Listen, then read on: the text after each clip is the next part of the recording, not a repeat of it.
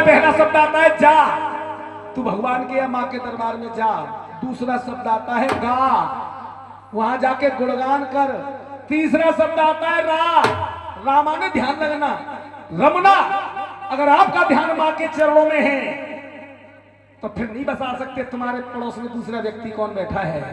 और चौथा शब्द है अड़ा, तू जा नहीं सकता, गा नहीं सकता और ध्यान नहीं लगा सकता, उसके लिए चौथा शब्द अड़ा। उसका जाना न जाना बेकार है।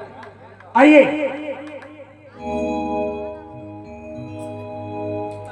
सब चाहते हैं मां के दरबार में कुछ न कुछ गाएं।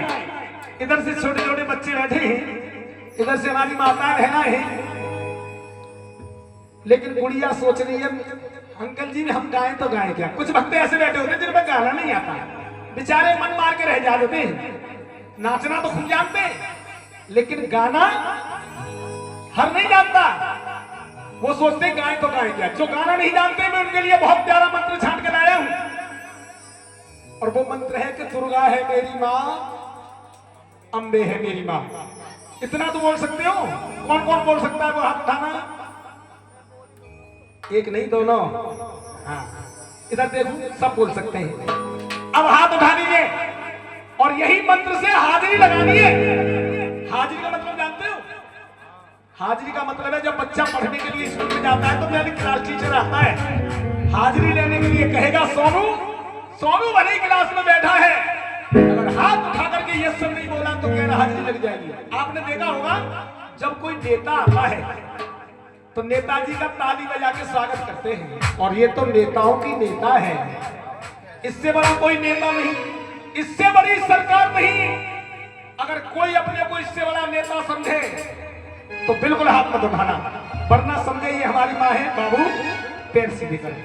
हाँ देखिए बुजुर्ग, आजकल बच्चे बुजुर्गों से शिक्षा नहीं लेते। पापा जी कुछ नहीं जानते क्योंकि 4 अक्षर इंग्लिश की पढ़ जाते हैं। पापा बेचारे बिना हिंदी पढ़े भाई।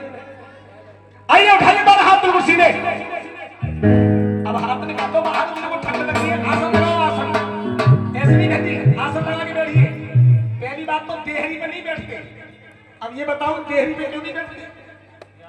चाहे अपनी हो चाहे दूसरे की हो, कभी देहरी पे नहीं बैठना चाहिए। हमारी माता बहना अक्सर करके देहरी पे बैठ जाती है, और जिस देहरी पे माता बहना बैठती है, सुन लो, उस घर में देवता प्रवेश नहीं करते, क्योंकि ये स्थान केवल नरसिंह भगवान का है। इसी देहरी में बैठ के हिरण्यकश्यप को मारा था। आजकल हम अपने शास्त्रों को नहीं पढ़ते। इधर आके बैठो सामने लाके, यानी दरवाजा छोड़ दीजिए देवताओं के लिए। सामने बैठो, जगह है, मैं नचाऊंगा गुलाऊंगा नहीं, सामने आओ। इधर से बहन जी तुम भी निकलो, सामने बैठो आके। माँ की आंखों में आके डाल के बात करिए। देहरी में कभी नहीं बैठना चाहिए। हाँ जो भी बात कहूंगा शास्त्र की बात कहूंगा। आजकल हम अपने शास्त्रों को पढ़ते नहीं है। दादी बाबा पढ़ते थे, दादी बाबा चले गए छोड़ करके संसार, और उनकी धार्मिक पुस्तकें लाल कपड़े में बांध के रख दी अलमारी में, और बच्चे से कहा बेटा जी तेरे दादी बाबा की निशानी है।